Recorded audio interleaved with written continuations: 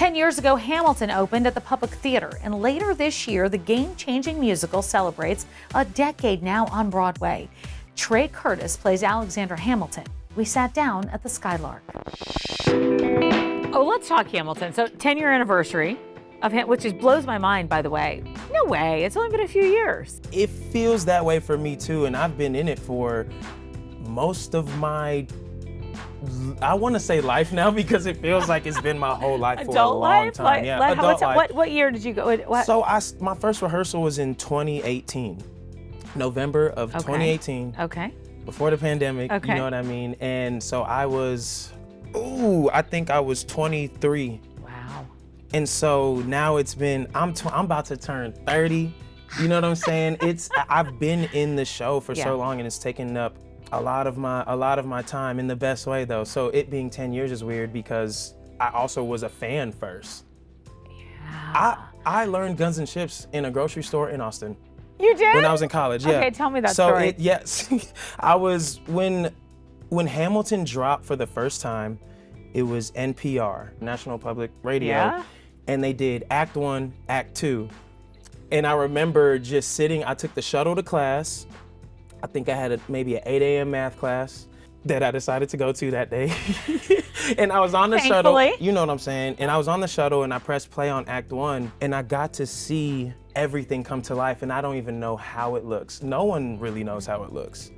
And I only know from the Vine, you remember Vine, talk about before streaming, Lin and Lack were releasing Vines just talking about it being a mixtape at first. Yeah.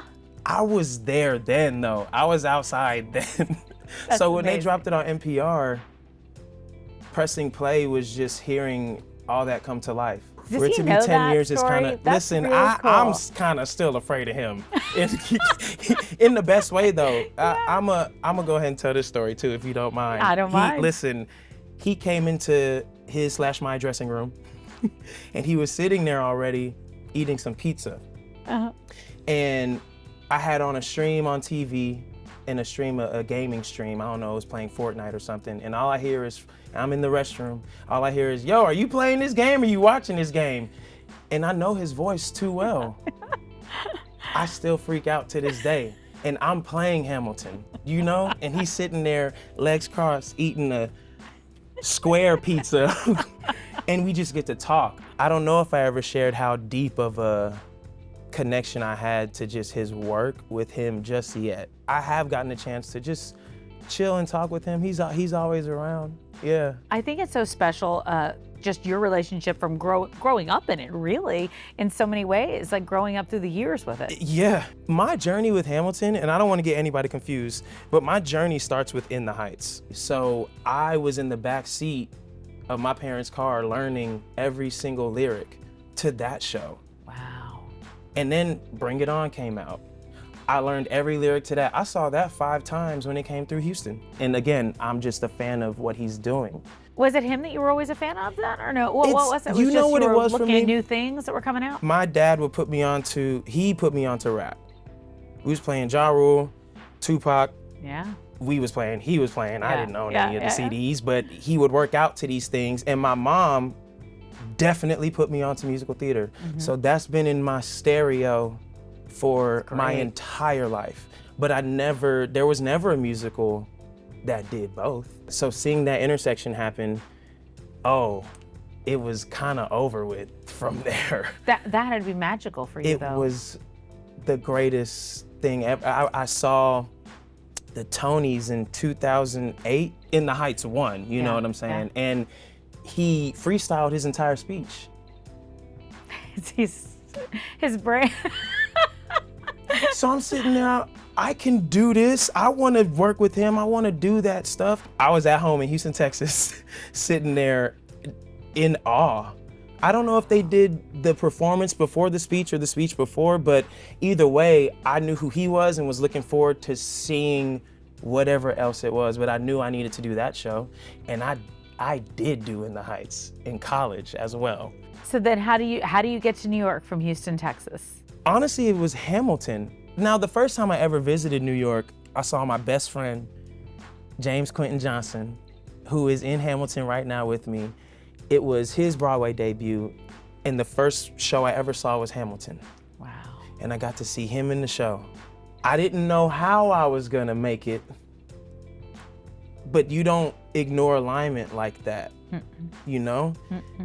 So I go to LA. I go to LA after I graduate, but in LA is where I had my first audition for Hamilton. Oh, wow. Yeah. Wow. Why? Is that? They were That was looking where they for were it. doing? So Hamilton, Okay. I started on a tour. Yeah. So they're always looking in different places for new talent, thank God, you know? And so I did get to be in the room. I did get to, oh my God, I'm sorry. I did finish it for you, but no, I thank just you. didn't. I did get to be in the room and I auditioned for, again, all those roles, Jefferson, Mulligan, Lawrence, not Hamilton. You didn't audition for Hamilton? I did not audition for Hamilton at first. I didn't even have that role as something to study. But I had that first initial audition in LA. And then from there, I had a callback, 2 callbacks in New York. New York is calling more and more, but they send me on tour to Puerto Rico. So I always think maybe I was supposed to travel the world before I settled down here in the greatest city in the world And one of to the greatest play roles in Hamilton the world. in one of the greatest roles in the world. What's it like being Hamilton now? It's been a year.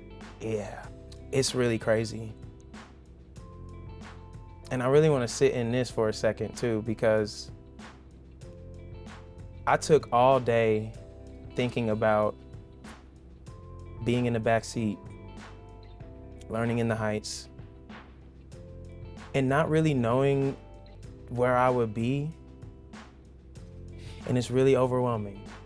It really is. And I'm glad we can kind of document this right now so I can even look back and see what was I even talking about in that time, because it really just feels like I'm living in it every single second. But I tell you what, I do it for that kid who's in the back seat. I feel like a superhero to him, that's for sure. There's no little boy sitting in that back seat right now. Yeah, Watching you. Yeah, I know. And that part about it, stage door, seeing the kids, EduHams, thank God for EduHams, best audiences in the world, screaming, all the notes, being loud, staying in it from Act 1 and Act 2. That was me. That still is me. It's a lot of pressure in that. I want to give that same feeling back.